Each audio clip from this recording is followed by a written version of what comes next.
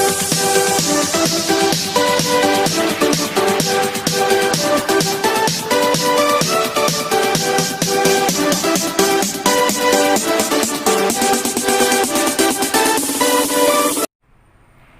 Students, welcome to our YouTube channel. पिछली बार last video में हमने बहुपद के बारे में थोड़ी सी पढ़ाई की थी। हमने ये जाना था कि बहुपद क्या होता है, रैखिक बहुपद क्या है, द्विघात बहुपद क्या है या त्रिघात बहुपद क्या है। ठीक है, आज हम फिर से चलते हैं। मैंने बताया था पिछली बार कि द्विघात बहुपद का मानक समीकरण होता है, त्रिघात बहुपद का मानक समीकरण होता है। द्विघात बहुपद का मानक समीकरण के बारे में मैं आज एक्सप्लेन कर रहा हूँ कि द्विघात बहुपद का जो मानक समीकरण होता है वो ax² + bx + c होता है। तो यहाँ पे मैंने आपको पिछली बार बताया था कि a का मान शून्य नहीं हो सकता है। a, b, c आपकी वास्तविक संख्याएं हैं जहां a का मान शून्य नहीं हो सकता है। तो a का मान क्यों नहीं शून्य हो सकता है? अगर a का मान शून्य हो जाएगा तो ये बहुपद क्या बन जाएगा? तो चलिए आपके सामने ये रख करके देखते हैं कि अगर हम a का मान शून्य रखते हैं तो बहुपद ये हो जाएगा 0x² + bx + c। तो आप जानते हैं कि किसी भी संख्या में अगर हम 0 का मल्टीप्लाई करते हैं तो आंसर 0 आता है। 0 + bx + c। अब देखिए इस 0 को अगर हम हटा देंगे तो 0 का पहले कोई मतलब नहीं होता है, bx + c हो जाएगा। और जब ये bx + c हो जाएगा तो ये रैखिक बहुपद का मानक समीकरण हो जाएगा। क्या हो जाएगा? रैखिक बहुपद का मानक समीकरण। इसलिए a का मान कभी भी 0 नहीं हो सकता। अगर a का मान 0 हो जाएगा तो द्विघात बहुपद का मानक समीकरण रैखिक बहुपद का मानक समीकरण बन जाएगा। आई थिंक आपको समझ में आ गया होगा कि a का मान 0 क्यों नहीं हो सकता है, जबकि अनदर हम b और c का मान 0 रख सकते हैं। क्योंकि अगर मान लीजिए हम b का मान 0 रखते हैं तो ax² है, b का मान 0 रखते हैं 0x + c, तो ax² + c ये तो हट जाएगा 0 से मल्टीप्लाई होने के बाद। अब हमारे पास आया x² + c, दो पद हैं इसमें इसलिए बहुपद है, और x के पास क्या है? पावर 2 का है, और पावर 2 है इसलिए कैसा है? द्विघात बहुपद है। अतः हम b और c का मान शून्य रख सकते हैं। b और c का मान शून्य रखेंगे तो भी ये हमारा द्विघात बहुपद ही रहेगा। लेकिन अगर हमने a का मान शून्य रख दिया तो ये हो जाएगा रैखिक बहुपद का मानक समीकरण। आई थिंक आपको समझ में आ गया होगा।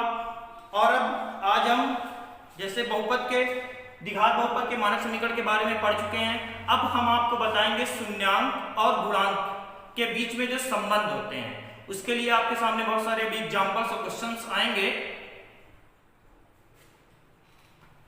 चलिए देखिए, ax² + bx + c एक द्विघात बहुपद यहाँ पर है, द्विघात बहुपद का मानक समीकरण है। चलिए अभी जब मैंने आपसे कहा कि किसी बहुपद के शून्यांक और गुणांक में संबंध, तो पहले हम जान लेते हैं कि बहुपद के शून्यांक और गुणांक क्या होते हैं। तो गुणांक क्या होता है? गुणांक ये a, b और c जो हमारी नंबर्स होती हैं, संख्याएं होती हैं, वही गुणांक कहलाती हैं। किसकी गुणांक? यहाँ पर x² का गुणांक a होगा, x का गुणांक b होगा और c ऑलरेडी एक गुणांक है। एक एग्जाम्पल लेकर के मैं आपको यहाँ पे समझा रहा हूं।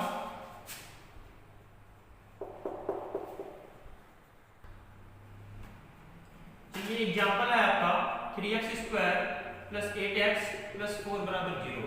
देखिए आप लोग क्लास 6 से ही पढ़ते आएंगे, 7th 8th में भी, कि इस तरह के क्वेश्चन दे दिए जाते हैं और आपसे कहा जाता है कि x की वैल्यू फाइंड आउट करिए, x की वैल्यू निकालिए। तो जो हम यहाँ से x की वैल्यू निकालते हैं वही इस बहुपद का, इस द्विघात बहुपद का, या जो भी बहुपद होता है वही उसका शून्यांक होता है। गुणांक मैंने आपको समझा दिया यहाँ पर कि x² है, यहाँ के साथ जो a है वो गुणांक है, x का गुणांक b है और c ऑलरेडी एक गुणांक है। तो यहाँ पर ये सब क्या है? एक गुणांक है।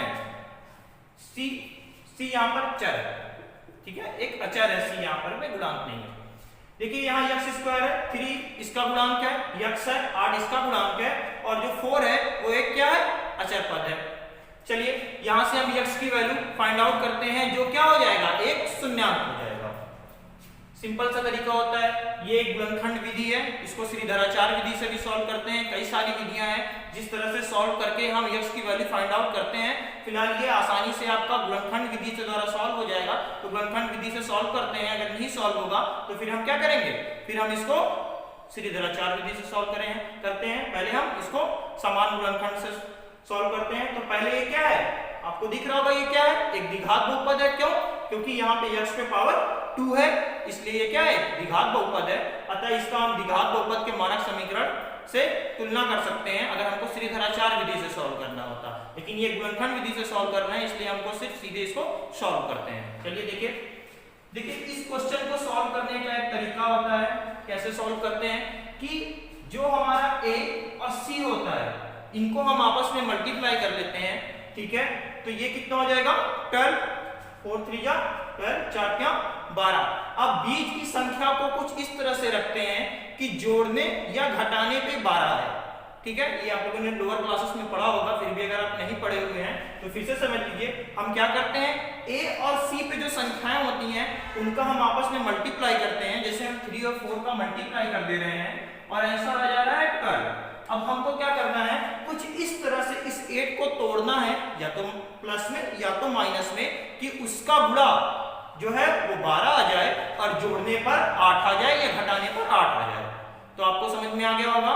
तो यहाँ पर हम क्या करते हैं, 6 और 2 को रखते हैं, 6 और 2 को जोड़ने पे 8 आएगा और उनका आपस में मल्टीप्लाई करेंगे तो 12 हो जाएगा।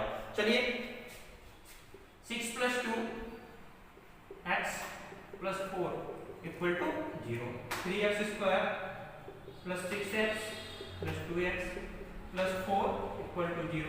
फिर यहाँ से क्या करते हैं, मैंने क्या किया है, यहाँ पे 8 को 6 + 2 के रूप में लिख दिया और फिर इस x का इस 6 में और इस x का इस 2 में गुणा करा दिया। अब क्या करेंगे, इन दोनों को एक साथ ले लेंगे, इन दोनों को एक साथ कॉमन लेकर के x की वैल्यू फाइंड आउट कर लेंगे। 6 7 8 में इस तरह के बहुत सारे क्वेश्चंस को आप लोगों ने लगाया होगा। चलिए कॉमन लेते हैं। यहाँ पे देखिए 3x कॉमन हो जाएगा, तो क्या बचेगा, यहाँ पे 3x कॉमन हो गया, x पे पावर 2 थी, एक x बाहर आ गया, एक x बचा। अब देखिए यहाँ पे एक x बाहर आ चुका है, 3 2 जा 6, 3 2 6, तो 2 आ गया। फिर ठीक से प्रोसेस इस तरह से हम कॉमन लेते हैं कि जो हमारे पहले ब्रैकेट में आया है कुछ इसी तरह का कॉमन लेकर के हम दूसरे ब्रैकेट में भी वही नंबर वही चीज लेकर के आए। तो यहाँ पर हम क्या ले लेंगे, 2 कॉमन ले लेंगे, तो यहाँ पे x बच जाएगा और यहाँ 2 दूनी 4। अतः दोनों में सेम है, दोनों में एक समान है, अतः फिर हम यहाँ से x + 2 को कॉमन ले लेंगे।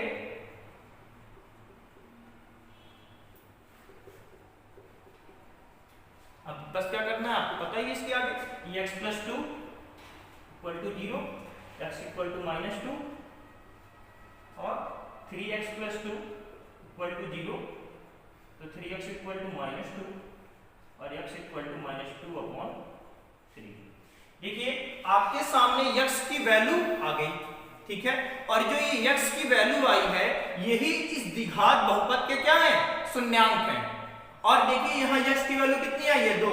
एक चीज और जान लीजिए कि द्विघात बहुपद त्रिघात बहुपद जो बहुपद रहेगा, अगर द्विघात बहुपद है मींस उस पे 2 का पावर है तो उसके 2 शून्यांक ही होंगे, 3 या 1 शून्यांक नहीं हो सकता है। 2 की पावर है तो 2 ही शून्यांक होगा, अगर कोई पावर नहीं होता तो सिर्फ 1 शून्यांक होते, 3 की घात रहेगी तो 3 शून्यांक होंगे, जितने की पावर रहेगी उतने शून्यांक यहाँ पर होंगे। तो यहाँ पे द्विघात बहुपद था इसलिए ये क्या होगा, इसके 2 ही शून्यांक आए हैं, ठीक है। अब देखिए ये आपके शून्यांक पता चल गया कि शून्यांक क्या होते हैं, और गुणांक मैंने भी अभी आपको बताया कि अब यहाँ पे जैसे 3x² है तो x² का गुणांक 3, x का गुणांक 8 और क्या है, एक अचर पद है। तो गुणांक और शून्यांक आपको समझ में आ गया होगा। ठीक, आपके सामने हेडिंग भी है कि किसी बहुपद के शून्यांकों और गुणांकों में संबंध। तो शून्यांकों और गुणांकों में क्या संबंध होता है, आपके सामने फॉर्मूला लिखा है, शून्यांकों का योग और शून्यांकों का गुणनफल। देखिए अभी आपके मैंने एक फॉर्मूला लिखा हुआ है यहाँ पे, शून्यांकों का योग बराबर -x का गुणांक बटे x² का गुणांक और शून्यांकों का गुणनफल बराबर अचर पद बटे x² का गुणांक। तो मैं अभी इस फॉर्मूले को इस द्विघात बहुपद के द्वारा प्रूफ करके दिखा रहा हूं कि किस तरह से ये इन दोनों के बीच में संबंध सही है। देखिए आपके सामने शून्यांकों का योग, शून्यांक 2 आपको मिल गए हैं, ये और ये 2 शून्यांक आपके सामने हैं, इन दोनों को जोड़ना है हमको और क्या करना है, इसका x का जो गुणांक है माइनस लगा करके आगे और x² का जो गुणांक है नीचे करना है, और दोनों को अगर वैल्यू इक्वल आ जाती है इट मींस हमने शून्यांक भी सही निकाला है और हमने जो क्वेश्चन सॉल्व किया है वो भी सही है। तो चलिए हम वही करते हैं, क्या करते हैं, हमारे सामने शून्यांक है, इन दोनों को जोड़ते हैं। चलिए पहला शून्यांक हमारा -2 और दूसरा शून्यांक -2/3। तो चलिए -2 इस फॉर्मूले पे ये चल रहा है, ध्यान दीजिएगा, -2 और -2/3, प्लस का साइन है तो -2/3। अब देखिए यक्स का गुणांक, यहाँ पे यक्स का गुणांक क्या है, 8 है, तो हम 8 लिखेंगे, लेकिन ऑलरेडी उसके पहले क्या लगाना है, माइनस, तो हम माइनस लगा देंगे, और यक्स का गुणांक क्या है, 8 लिख देंगे। उसके बाद नीचे क्या करना है, यक्स स्क्वायर का गुणांक लिखना है, मतलब यक्स पे घाते 2 का गुणांक लिखना है, तो यक्स पे घाते 2 का गुणांक 3 है, 3 लिख दिए। अब चलिए हम इधर जो लेफ्ट हैंड साइड पे उसको सॉल्व करते हैं। यहाँ पे क्या होगा, प्लस माइनस माइनस हो जाएगा, और यहाँ पे इसके नीचे कुछ हर नहीं है, तो 1 मानते हैं, 3 और 1 का हर लेंगे, 3 आएगा, ठीक है, 1 3 3, 3 दूनी 6, -6, और ये प्लस माइनस माइनस, 3 एकम 3, 1 2 2, -2, और इधर जो है उसको ऐसे ही नोट डाउन कर दे रहे हैं। अब देखिए -6 -2 दोनों माइनस में है, ऐड हो जाएगा, -8/3 इक्वल टू -8/3।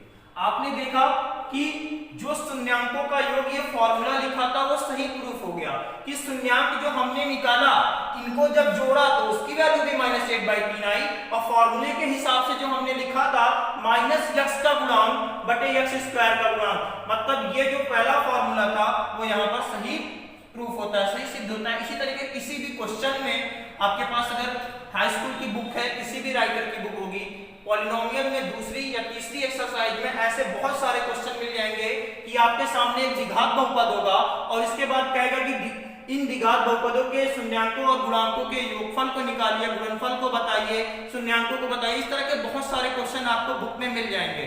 तो अगर किसी भी तरह का कोई क्वेश्चन आपको फंसता है या आप नहीं सॉल्व कर पाते हैं तो इस वीडियो को देखने के बाद उसके लास्ट में उस क्वेश्चन को कमेंट कर दीजिएगा। फिर जब वो कमेंट मुझे मिलेगा तो मैं नेक्स्ट वीडियो में उस क्वेश्चन को यहाँ पर सॉल्व करके आपको दे दूंगा। इससे आपको जो भी क्वेश्चन का प्रॉब्लम होगा वो सोल्यूशन आपको मिल जाएगा। चलिए, एक तो आपको प्रूफ हो गया कि शून्यांकों का योग इस तरह से सॉल्व किया जाता है। अब एक दूसरा फॉर्मूला है शून्यांकों का गुणनफल, जिसका फॉर्मूला है अचर पद बटे x स्क्वायर का गुणांक। चलिए इसको भी सॉल्व करके देखते हैं हम कि क्या ये भी इस तरह से प्रूफ होता है या नहीं। तो देखिए शून्यांकों का गुणनफल, हमारे पास शून्यांक क्या है, -2 और -2/3, इनका मल्टीप्लाई करते हैं आपस में। देखिए ये फॉर्मूला यहाँ पे है, थोड़ा सा जो एरो है उसका ध्यान रखिएगा, ये शून्यांकों का योगफल का और ये शून्यांकों का गुणनफल है। -2 मल्टीप्लाइड बाय -2/3 इक्वल टू अचर पद। मैंने कहा था अचर पद 4 है। क्या है? 4 जो है वो एक अचर पद है, 4 को लिख लिया बाय x स्क्वायर का गुणांक। तो x स्क्वायर का गुणांक क्या है?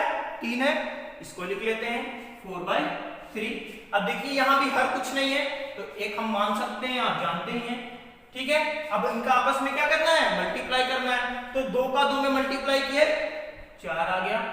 अब माइनस माइनस मल्टीप्लाई किए तो प्लस हो गया, प्लस चाहिए तो आप लिखें चाहे ना लिखें, तो हम यहां लिख नहीं रहे हैं 4/3 इक्वल टू 4/3। अब देखिए यहाँ पे शून्यांकों के गुणनफल का भी जो फॉर्मूला था वो भी पूरा सही तरीके से प्रूफ हो गया है। मतलब किसी भी द्विघात बहुपद को आप अगर सॉल्व करेंगे तो इस तरह से शून्यांकों का योग और उनके गुणांकों के बीच का जो संबंध होता है वो आपको सही तरीके से मिल जाएगा। आप कभी भी किसी तरह का क्वेश्चन द्विघात बहुपद को सॉल्व करेंगे तो यही मिलेगा।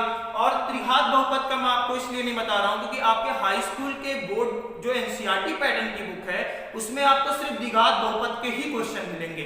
अगर आपके पास त्रिघात बहुपद के क्वेश्चन आपकी बुक्स में है तो उसको भी आप कमेंट में कर बता सकते हैं, वहां भी सेम फॉर्मूला यूज होगा और चीजें सॉल्व कर दी जाएंगी, ठीक है। तो त्रिघात बहुपद का क्वेश्चन होगा तो उसको भी आप कमेंट में कमेंट करिएगा, कमेंट बॉक्स में, जिससे आपको उसका सॉल्यूशन मिल सके।